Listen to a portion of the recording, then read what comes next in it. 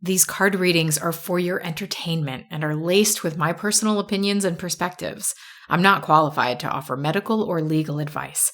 Seek professionals for legal, mental, or physical health needs, and know that while cards can give you major insights, ultimately, your moves are yours to make.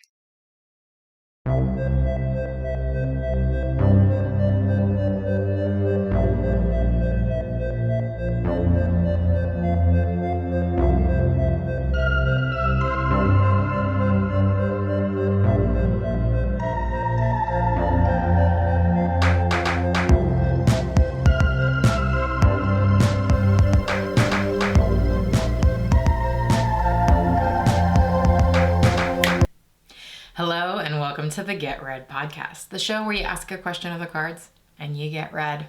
I'm Andy, I'm your reader, and we are here at the Aquarius New Moon. So the sun has recently moved into Aquarius, heralding Aquarius season, yay, followed almost immediately by this new moon where the moon and the sun meet up with one another. It's a phase of new beginnings, of renewals, of sort of that quiet, internal blank space, neutral space, the neutrality of new beginnings where we don't know what's next. We have hopes and feelings and imaginings, but we're perhaps just remaining a bit detached, a bit neutral to see what might come forward. And that really feels like this new moon, because new moon in Aquarius, so sun and moon are in Aquarius, also Venus is coming right up on a conjunction with Saturn in Aquarius. So there is, when we're talking about Saturn and when we're talking about Aquarius, we are talking about some sense of detachment. And, Venus rules the things that we value the most, the things we hold close to us, the things that bring us pleasure and enjoyment. And so maintaining a bit of boundary or a bit of detachment when we're thinking about those things is a vibe for this moon. But, Venus and Saturn, they get along, actually. Our pleasure centers and the things that we value in life also need boundaries and also need an objective, sometimes perceived as cold eye, rational thinking in that Venusian energy in our lives. I'm here for it. It's got me thinking a lot about the Aquarius reading for winter. So y'all know I do these tarot readings for the zodiac signs every season. And the reading for Aquarius for this winter is called No Doubt. Here's a summary. In the ongoing breaking and battles, it can be hard to remember about trust. You don't need to trust the world. But if you can't trust yourself, you'll stay where you are, just skirting the edge of what could be. Trust your own mythology. Believe in your joy and find yourself free. When Venus is up so close to Saturn, it may feel like the limitations and the restrictions on pleasure and on the things that we really want and wish for ourselves is the limitations are too strong, or they're too strongly felt. And again, you don't have to trust the world. The world brings a lot of limitations, but you do need to trust yourself. So how can you find a sense of freedom and trust within you, even as you're meeting against perhaps some external and also internal limitations? I don't know. There's something there around like playing with finding flexibility in that space that feels so restrictive by getting a little bit of objectivity, a little bit of detachment, a little bit of perspective. Because you're about to start something new. I would go watch that Aquarius reading if you're curious, because there's a lot of renewal and new beginning energy and this sense of like being on the edge of taking a big leap. And really the reading dives into what might be holding you back. So anyway, yeah, you can find that on the Unseen Hands Tarot YouTube channel. The Aquarius winter shift reading called No Doubt. It's also linked in the video description. Okay, so we have some questions for the cards today. Yay. Let's just dive right in. First question. Hey Amanda, so this new moon is the final Aquarius new moon that will be co-present with Saturn in my 4th house. I'm a Scorpio rising, and it was my Saturn return, and dang, was it intense. So I'm wondering, what kind of gifts can I expect now that Saturn is leaving my 4th house? And what kind of gifts in particular can I expect in relation to 4th house topics like family, found family, land, home life, in my internal world? I've had a really rough go with family since this Saturn return, or really since Saturn entered into Aquarius, and I'm definitely hoping for some relief in that area. And looking forward to, any insight that you have. Thanks. Yeah, okay. Let's talk about it, because the 9 of Wands is coming out as I'm shuffling, and the 5 of Pentacles is on the bottom of the deck. This is the Aquarian Tarot, by the way, which seems fitting. So, yeah, I mean, I'm seeing the pictures of exhaustion, of Saturn really working over you. Yes. So for those of you not watching the video cast here, we're looking at, in the 9 of Wands, we're looking at someone that is looking forward, but they're tired. You know, it's like this, people talk about this card as like the wounded warrior, someone that is gonna keep forging forward, is gonna keep fighting the good fight, so to speak, but is tired, you know, has been dealing with trials and tribulations and battles, and it's just like, can I get a break? It's burnout type energy, it's exhaustion, it's end of the rope kind of vibe, since we're at the 9 and we're striving for the final culmination, which would be the 10. And the 10 of Wands, the very next card in this sequence, gives us a sense of finally relieving ourselves of a burden.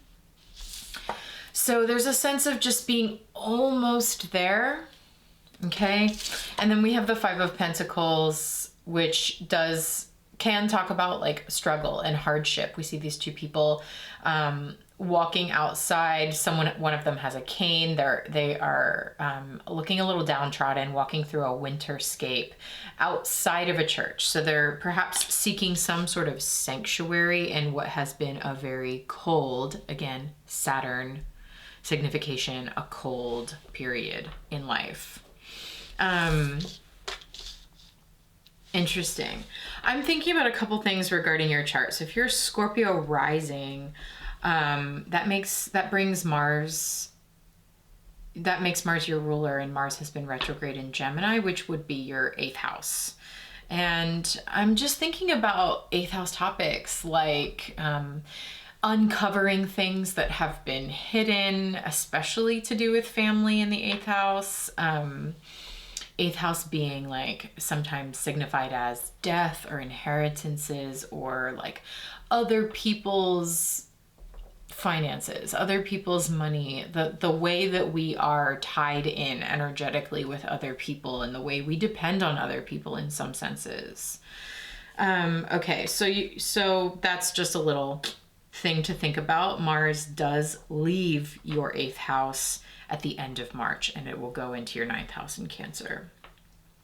And I just bring that up because, again, if you are a Scorpio rising, Mars is your ruler. So this is significant when your ruler has been in the 8th house since October for such a long time, and has recently had a very long retrograde.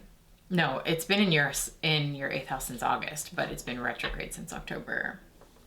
Okay, so you're asking about your 4th house, family, sense of home, a sense of security, land even. And I see that you've had a hard go of it. Let's ask about the gifts that may come your way with Saturn leaving your 4th house, leaving Aquarius. Yeah, being able to move on. Oh, that's lovely. We have the 6 of Swords, which is the card of moving on. We see a person in a boat moving forward with all of the swords in tow. You know, it's been a hard go, and the 6 of Swords can be like moving on, but like with a lot of stuff, you know, a lot of swords in that boat. A lot of what has happened is still being carried with you, but you are able to get on the boat and move to smoother sailing, to calmer waters.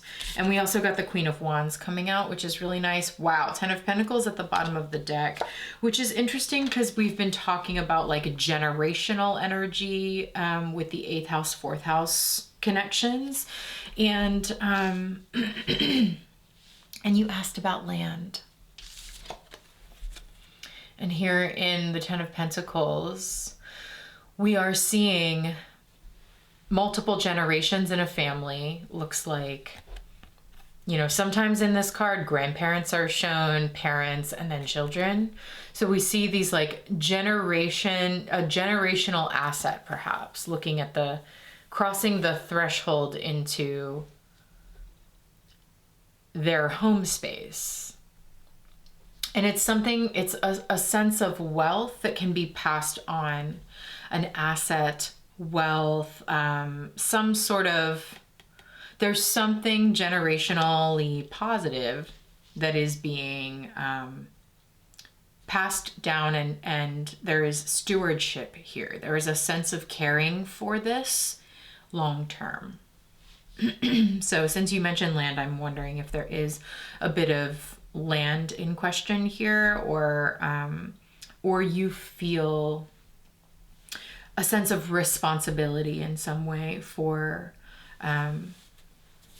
your family and for how you are caring for that legacy or carrying on that legacy. I wonder about this Queen of Wands right in the center. You know, the Saturn return is like wringing out a dirty dish towel. And you can come out the other end, again, like the other side of that, feeling pretty wrung out, feeling pretty exhausted. And it can take a little bit of time to feel like you're fully back on your feet on the other side of the Saturn return. But it, you know, I'm getting that with the 6 of Swords, that there's sort of this like slow progression forward. I mean, like, yes, Saturn is leaving your 4th house, and as Saturn leaves your 4th house, Pluto is coming in, you know, on the heels of that. So yes, your Saturn return is ending, which is really nice. And there is still very, very deep transformation that will probably continue into the future for you in your 4th house. You know, it's like these topics, these themes are not necessarily over, but the intense Saturnian influence on them may be alleviated. And the Queen of Wands is this sense of, it is this feeling of like renewal in the self, of like getting a little bit of your confidence back, finding, you know, this Queen of Wands is holding a sunflower. So it's like this really powerful personal presence, holding the sunflower, holding a renewed sense of self, being able to access yourself again, and being able to access like your light, your ability to shine. Yeah. Yeah, I'm wondering what this has to do with like your 10th house, that 4th house, 10th house axis, since we've got the sunflower here peeking Leo energy into the reading a bit. So whatever has been resolved through your Saturn moving through your 4th house, what influence has that had on your 10th house? 10th house is like career, public life, external, your sense of like moving through the external world. Because it looks to me like something has clarified or is clarifying for you in terms of like the confidence and the gumption and like the personal power you have to move through the world and have a clear effect. I see like the queen ruling over the castle kind of energy. And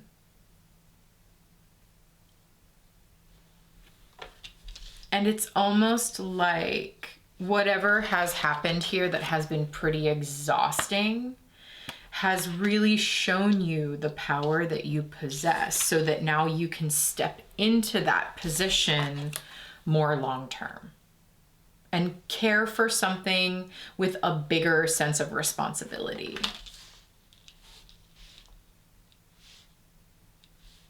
And I like that instead of moving from the 9 of Wands to the 10 of Wands, which would be relieving yourself of a responsibility, in this reading, you're moving from the 9 of Wands to the 10 of Pentacles.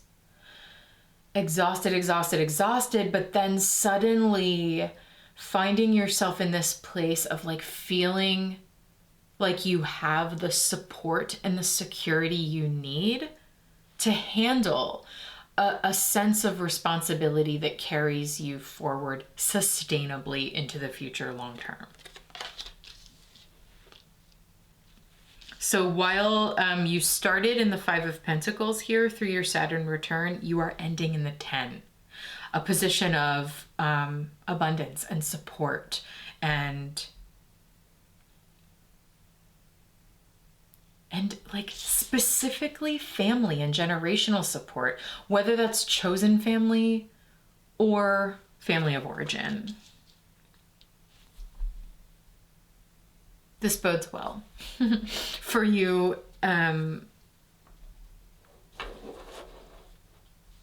You know, you asked about gifts, and the gift that I see here is a sense of confidence in your personal power and a sense of support from a much bigger picture. You know, in the 10 of Pentacles, you don't have to do everything to get supported. There are many roles that other people and other systems are playing to support you.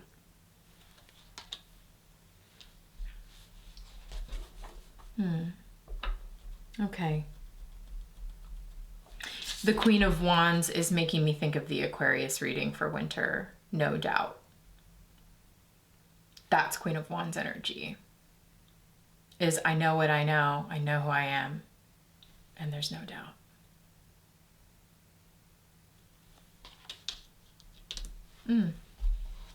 Okay, I like that.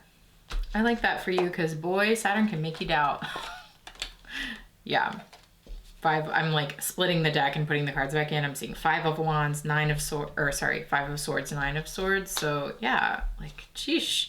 The cards are really emphasizing the struggles that you've been through here, and like that 10 of Pentacles on the horizon feels like a bit of assurance.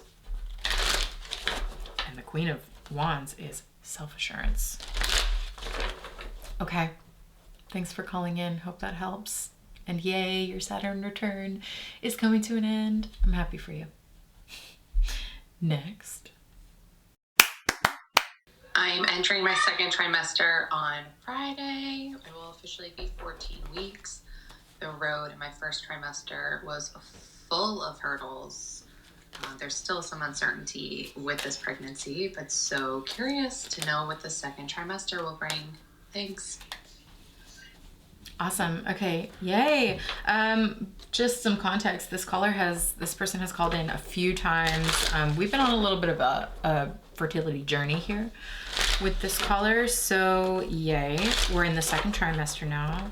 Let's see what the cards have for you at this Aquarius New Moon.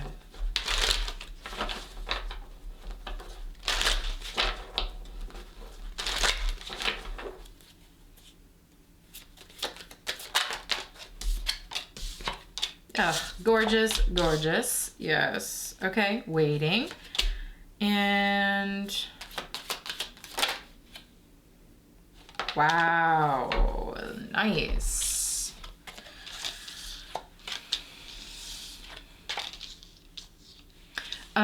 Okay, so presiding over the reading here so far, we have the Hanged One energy. We see a person, their ankle is tied to the top of a cross and they are hanging upside down. So there's a sense of, again, like calm, peace, and tranquility as you are in this position of hanging out, just waiting to see what comes next. There's a sense of unknown and uncertainty, but this particular hanged one is giving a lot of calm and a lot of just like finding that internal center in a very uncomfortable waiting position. Okay, so it's reminding you, stay centered, do everything you need to do to find that sense of, like, again, what we talked about earlier with this moon, like a sense of calm, detachment. Maintaining as objective as possible with something that is literally so close to you, growing inside of you, is quite an ask. But there is this sense of just like, I'm gonna wait and see. I'm gonna see what comes out of this. I'm in a period of waiting. Things are hanging in the balance at the moment. And then we have these three cards coming out: Knight of Cups, King of Cups, Emperor. Really, again, cards that are talking about you. They are talking about like aspects of your humanity. So there's not a whole lot of external energy in these cards. There is in the Hanged One, so we're getting that. And then we have these royals, which really speak to me about like aspects of your personality, or like basically what's being asked of you here. And the Knight of Cups moves from this, moves from the heart. And so does the King. But it's this moving from the heart in with maturity, with like emotional maturity, which in this case, I think it's talking about like a tricky balance to strike between maintaining a calm, centered sense of like rational detachment and also like letting your heart be full, you know, like letting yourself feel the things that you are feeling while somehow maintaining this sense of detachment. Again, this feels like a really, I feel like I'm always giving this reading to this caller. And it feels like a hard ask. It feels like I'm asking you to do two opposite things at the same time. So I just want to acknowledge that. That what I'm asking of you might seem a bit ridiculous, and maybe it is. But the Knight of Cups moves from the heart, and can sometimes move from the heart in this way of like jumping all in really quickly and like love bombing, you know? And then the King of Cups is almost like, hey, remember that like in order to move from the heart in a way that's emotionally mature, we do need a little bit of boundary and healthy detachment and perspective, even as we are allowing the heart to be forward and to be open and to be flowing. And there's a sense that since both of them are holding this cup, that it's really holding hope, which I think is another message that you've been getting when you call in here with questions surrounding this pregnancy. Hold your hope. Just hold it, you know? And that is part of how you maintain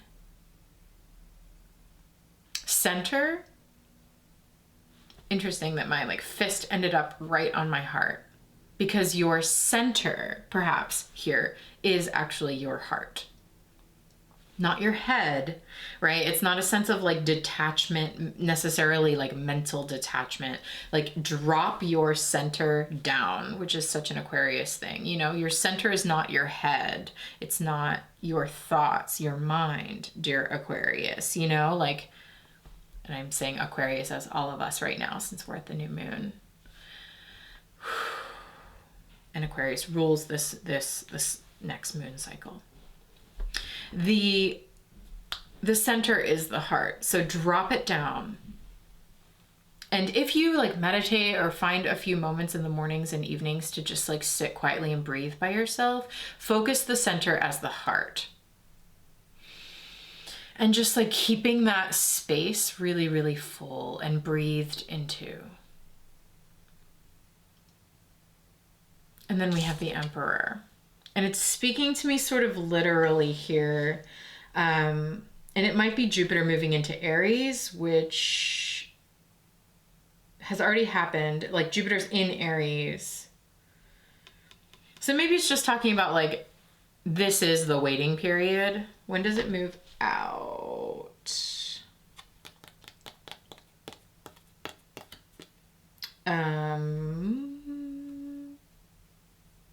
I can't remember off the top of my head. Let me just look it up for you really quick.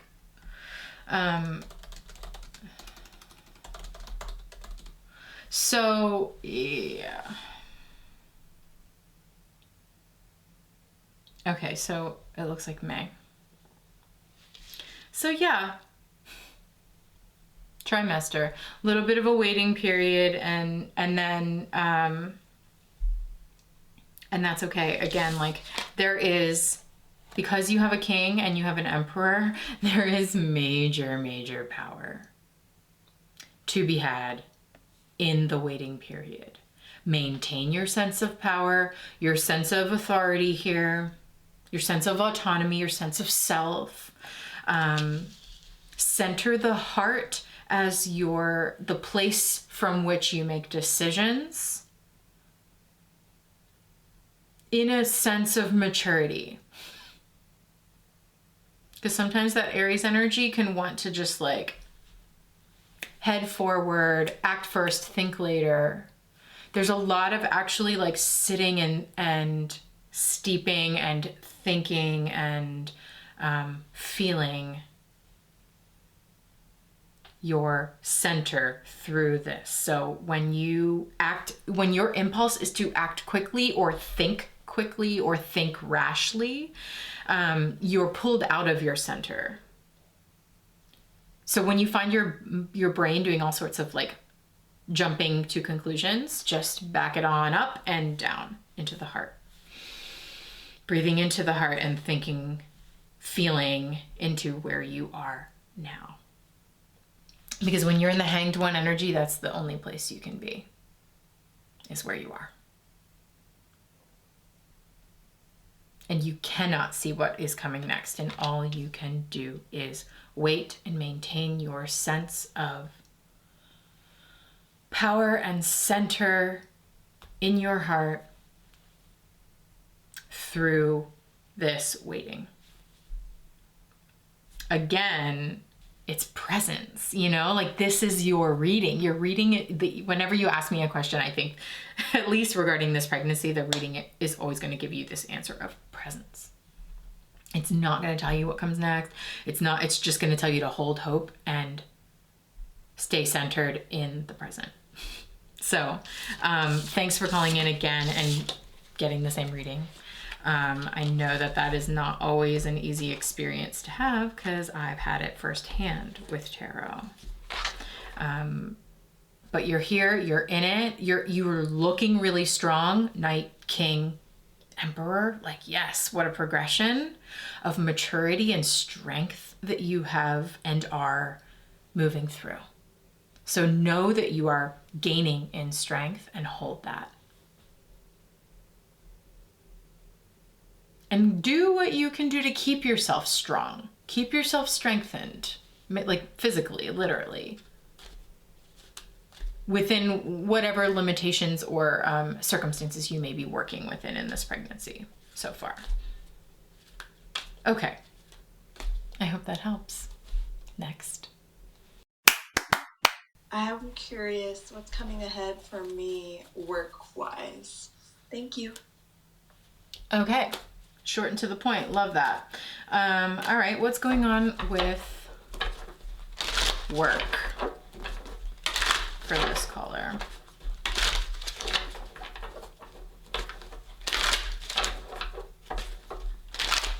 I just saw the Two of Cups and it won't let me put it back in the deck. We have two people facing each other eye to eye, holding up cups and like putting them together.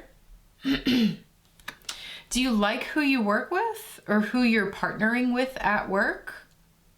For some reason in this card, I'm getting this, this is very specific, okay? This has nothing to do with traditional card meaning. But I'm getting this sense, so we have this figure here. One figure in the card is like pushing their glass towards the other one with a little bit more force. And this one actually, like if you read their body language, they're kind of like, they're clinking glasses with the person, but they're kind of backing up at the same time. Like there's a little bit of a recoil. So I'm just wondering if there's like something kind of pushy going on at work, or like there's kind of a pushy person that like really is trying to connect with you and you're a little bit unsure about that connection, or a little bit like, whoa, hold on. Okay, that's really specific. I wonder if that resonates. Okay, I just gotta go with what I feel, you know? And if it doesn't resonate right now, maybe it will, you know? Like time is a very mutable thing when it comes to tarot. So just keep that in mind. Okay, what else about work?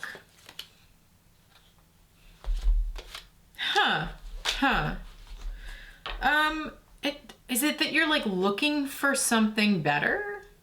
Looking for like a better offer, or like something more fulfilling? I'm getting the Four of Cups here. This person is looking at the offers that are in front of them, or like the energy that's in front of them, and they're like not really that fulfilled by it. They're just sort of like, And then there's this other offer that's coming up from the clouds. So it's like they're dreaming. Interesting, like clouds feels like Aquarius to me. They're like dreaming, imagining something better, you know, like, I'm just like wishing for something better here. Either like better relationships at work, or a better boss, or like better partnerships, or even just a better offer. I don't know if that resonates. You know, like you could really put these two together. You know, like these offers or these other energies come towards you and they want to clink glasses, and you're a little bit like, oh, okay, I don't know. And you want it to be this like reciprocal experience where these glasses and the Two of Cups are totally centered. They are so slightly off center in this, which I've never ever seen in this card. I've been using this deck, like this is like the first deck I ever got. And I've never noticed that they are just slightly off center. There is not full reciprocal feelings. It's a little one-sided here. So you're looking for something that is the absolute yes for you, because the other cards that came out is the Sun and the Ace of Wands, which are yes cards. You know, it's like, oh, the sun comes out and it like shines all the beams, and it is an obvious yes. Same with the Ace of Wands. It's just like this beautiful, fiery, you know, like spark, like the match is lit and whew, we have combustion, you know, like we have fire. That's the feeling I'm getting that like you need, or you're seeking, or you're hoping for. But it's not necessarily here at this moment when it comes to work. Like, I don't know, maybe you're hiring, you're in like some sort of hiring process where you're either looking for other jobs or you are looking for someone to work with, and like nobody's really hitting, and you're just waiting for that like bam, that sunburst. Which okay, go back and watch the winter Aquarius shift reading on YouTube, because again, it's called No Doubt, and that's what you're looking for. The Four of Cups is doubt, and it came out in that reading. I'm just remembering. The Four of Cups is like, I'm kind of doubting what's right in front of me here, and I'm not really sure that it's the right thing. The Sun card, the Ace of Wands, these are energies of no doubt. This is like, oh yeah, this is the thing. I'm wondering what else about that reading might be helpful. Yeah, just go watch that reading. Might have something for you. You're looking for something that is like no doubt. It is the thing that you can confidently just say yes to. Yeah, okay. Hierophant. It's like this is basically like the priest, and what was under the bottom of the deck before I just shuffled was the priestess. So it's just some, it's like seek a higher source for this. Seek your higher self, or, you know, like whatever you conceive of as a higher power or like a larger force, the cosmos, the, you know, defer to that to feel into whether this is a yes, an absolute yes. Although if you have to ask. Also, there's something here about like boss energy, because the Hierophant can sometimes talk about like systems that you are part of. System, like the church, and the priest would be the boss. The person in charge, the face. So again, is this something about not quite clicking with a boss? Or maybe it's very important that you do click with whoever is in charge when you are working with them. Interesting reading.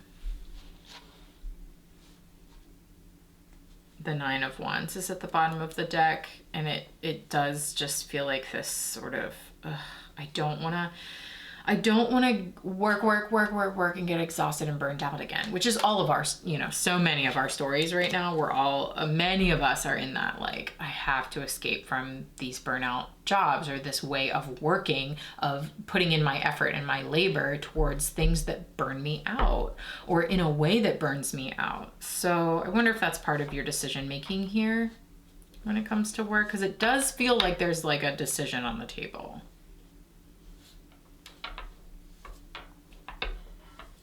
I would say this too, because this came out in the Aquarius reading, no doubt. The Leo full moon, which, if this is the Aquarius new moon, the beginning of the cycle, the full moon is the culmination of this particular moon cycle this month. The full moon is on February 5th. So around like February 3rd, the sun is squaring Uranus, which is potentially bringing a bit of revelation, okay? So if you're not sure, if you're in this Four of Cups, like, I'm not really sure, I'm not really feeling it right now, wait until you are. Wait until you are sure. With this Leo full moon, you know, Leo and the sun is ruled by Leo and vice versa. So maybe sit with it this month, and perhaps at the full moon in 2 weeks, which we'll do another podcast episode. So if you want to give us a little follow-up, if you have something to report, we'd love to hear from you.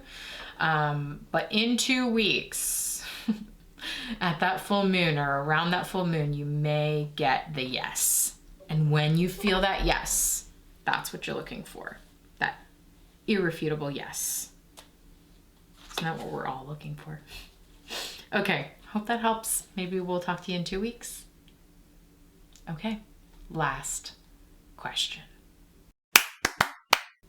Is moving back to Hawaii me running away from my problems, or making a shift towards happiness? Is it a smart financial move and the timing is right, or am I just panicking due to loneliness here in Pennsylvania? My sun is Pisces, my rising is Gemini, and my moon is Scorpio. Thanks.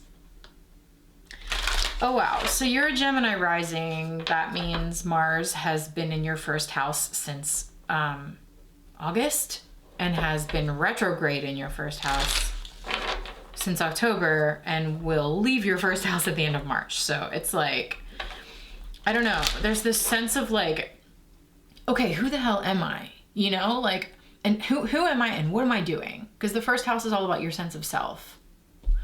And like, all right, who am I really? And like, how do my actions match up with my sense of myself? Do I do what I say I'm gonna do? And like, if so, then what am I saying I'm gonna do? You know, there's something about like this tie to like how you act out in the world and the actions you take being tied up with your sense of identity, and like all of that coming into question with Mars currently doing a whole lot of stuff in your first house for a very long time. Okay, that's just an aside. Let's ask about this.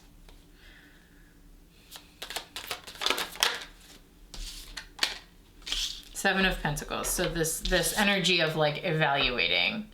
Looking at your finances is super important here. Like actually taking an objective look at what you have accumulated and saying like, you know, do I have the money for this?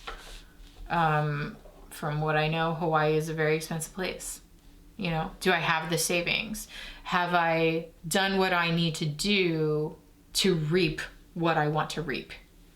Have I sown enough seeds here? So there's just this period of waiting and evaluating and really like assessing practical, tangible matters here regarding this question of moving.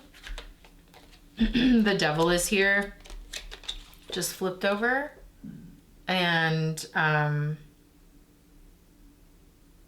the Eight of Cups and the Hermit. So I'm just wondering if there's some like deeper soul searching to do when you're asking about this. This does make me think about your very first question is, am I running away? And I'm a little bit like, are you? You know, like the fact that you're asking is like a really good indication that maybe. Because we have the Devil, which is certainly something you might want to run away from. The Devil can be energies like fear, unconscious things that kind of like rule us, that like bind us unless we face them consciously and either invite them in or send them away. You know, like, it's like, okay, your demons can be really useful and you can totally invite them to the table if you face them and see them. But if you are avoiding them and pretending they're not there, they're just gonna keep chasing you. You know, like the chain, look at this. We've got two people with like chain, and they're chains. They're like bound to this like big, scary energy. So I would say like, you can't run away from the things that you are afraid of by moving to a beautiful place.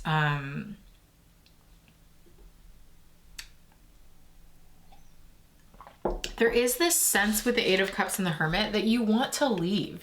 There's like a lot you've invested in all 8 cups here that you are wanting to, or you would be walking away from, because you feel this maybe compulsion with the Hermit to like go off on this solo journey of self-seeking, which again, Mars, it has been really working through your first house, which is can be a very uncomfortable experience.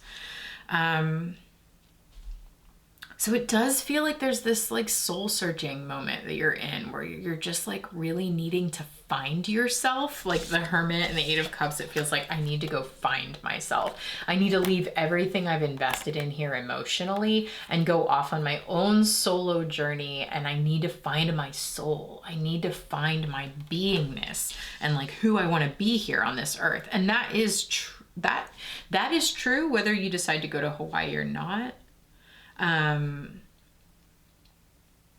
The soul searching is definitely on the table, and it is a really important energy for you right now, is like going off to find yourself. It doesn't necessarily have to, you might not necessarily find yourself in Hawaii. Like, I wonder what your motivations are for that specific place. Because again, like when you face your demons, let me tell you, you find yourself. Like this big scary thing that you're running from is just another part of you, and it will follow you to Hawaii, let me tell you. Let me see if we can get like one more little energy for this. Seven of Cups. Listen, there's a lot of options right now.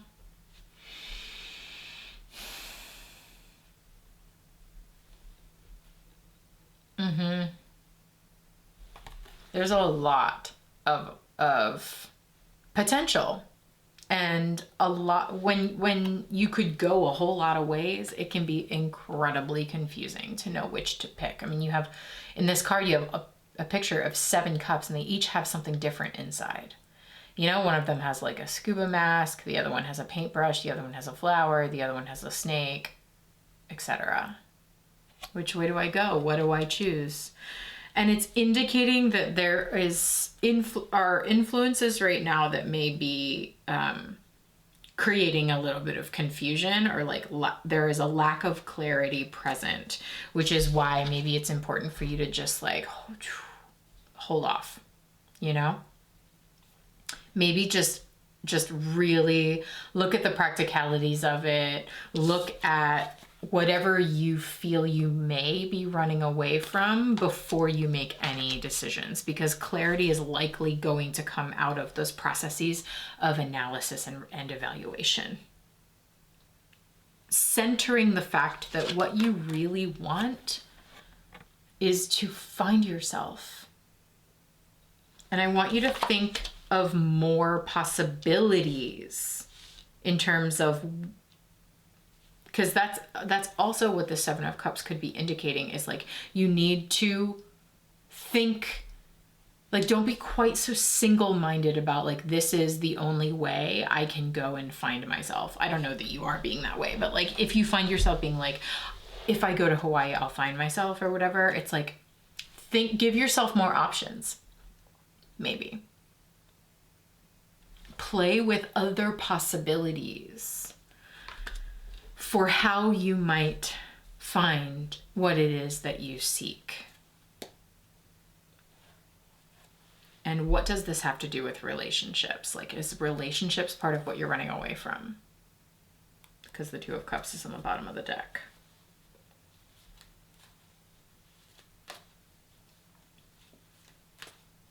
Okay, interesting. So like, it's not really saying one way or the other, but it is saying if you've got demons, especially relationship demons, like face them. Look at things very practically and like stay in a space of evaluating and like really get into yourself here, because this is what you're actually seeking. And when you realize that you're actually seeking yourself, and listen, you may have to go somewhere to experience something new, to find yourself. That's totally valid and totally a thing. But just like know consciously that that's what you're doing. And see if that opens up different possibilities or like changes your options in any way. Okay. All right. Thank you all for calling in to the Get Read podcast. I hope that these readings and the cards were helpful for you here at this Aquarius New Moon. We will meet again at the Leo Full Moon in 2 weeks. So if you would like to get read for the Leo Full Moon, all you got to do is go to unseenhandstarot.com, click the microphone on the side, record your question for the cards. It's free, it's anonymous, and maybe I'll read for you. I'll pull for you on the podcast. All right, y'all. Happy New Moon.